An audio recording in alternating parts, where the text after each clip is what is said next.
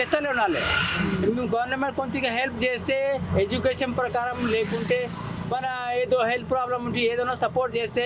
హాస్పిటల్లో పోతే ఒక పీస్ చేస్తే మామూలుగా చేయబడితేనే 500 అడుగుతాడు. మినిమం 500 అడుగుతున్నాడు.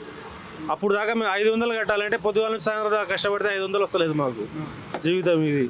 సార్ యాక్చువల్లీ ఈ ఆటో డ్రైవర్తో మాట్లాడుతున్నప్పుడే ఆయన చెప్పింది ఏంటంటే ఆయనకు నెలకు ఒక 10,000 వస్తాయి సార్. పిల్లల ఎడ్యుకేషన్ ఇద్దరికి ఒకరికి 40,000 అవుతాయి సార్. వాళ్ళ పిల్లల ఎడ్యుకేషన్కి 15%కి వడ్డీ డబ్బులు తీసుకొని వడ్డీ చేశారంట. ఇప్పుడు ఆయనకు వచ్చే ఇన్కమ్ తగ్గిపోతూ వస్తుందంట. దానికి మళ్ళీ ఫ్రెష్గా అప్పులు చేస్తూ ఆ అప్పులు తీరుస్తూ ఈ వడ్డీ కడుతూ పిల్లల్ని చదివిస్తున్నాడంట. మరి చూడండి, దీనిలో ఎన్ని విషాదాలు ఉన్నాయో చూడండి. గవర్నమెంట్ ఖర్చు పెడుతున్నా కూడా పిల్లలకి చదువు అందట్లేదు కాబట్టి ఈయనకి ఖర్చు అయింది. అల్పాదాయం అయినప్పుడు ఈయన అప్పులు కూరుకుపోతున్నాడు. పోనీ నేను అప్పులు కూరుకుపోయినా నా పిల్లలు ఎదుగుతారు, నాకు వాళ్ళు సంపాదించే శక్తి వస్తుంది, తెలివితేటలు వికసిస్తాయి అనుకుంటారా అంటే ఈ పిల్లల సంగతి నాకు తెలియదు. కానీ 100కి 70 మంది పిల్లలు 80 మంది పిల్లలకి ఏమీ బుద్ధి వికసించట్లేదు. చివరికి ఆ కుటుంబం ఎంత విషాదాన్ని పడిపోయింది.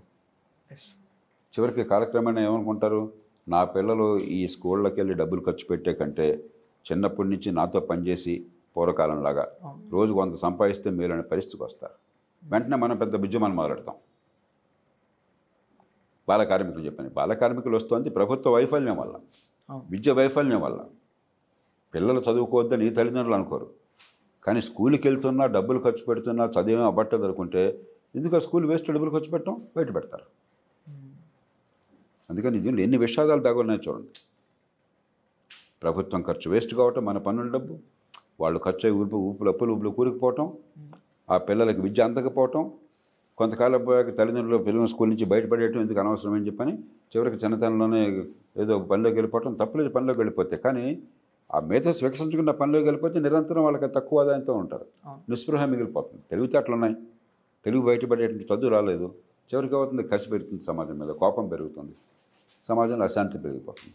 కాబట్టి అన్ని రకాలుగా ఆ ఒక్క జీవితంలో మీరు చెప్పిన స్టోరీలో ఎన్నో విషాదాలు దాగి ఉన్నాయి.